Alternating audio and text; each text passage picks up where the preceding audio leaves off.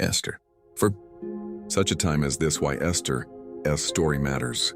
Today, the story of Esther is one of the most powerful and unique books in the entire Bible. It is often described as the book where God's name is never explicitly mentioned. Yet his hand is visible on every page.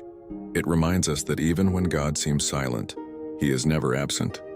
Esther's life speaks directly to us today because it deals with themes that are as real in the 21st century as they were in ancient Persia.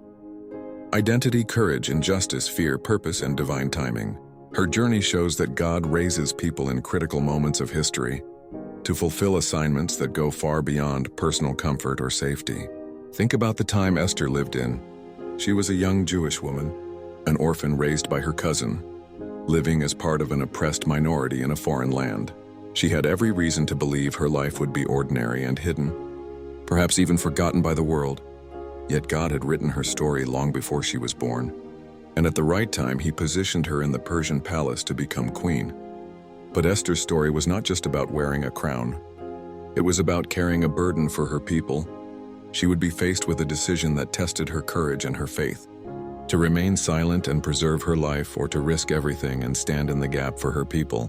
Mordecai's famous challenge to her captures the heart of this book. And who knows but that you have come to your royal position for such a time as this. Esther 4:14 IV. This statement echoes across centuries, speaking to every believer.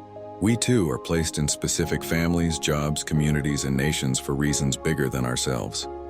God does not waste positions, seasons, or opportunities. Even the painful chapters of our lives prepare us for moments of divine purpose. In a world where fear, injustice, and uncertainty often dominate the headlines, Esther's story is a reminder that God calls his people to rise in courage. Just as Esther was not in the palace by accident, you are not where you are by accident.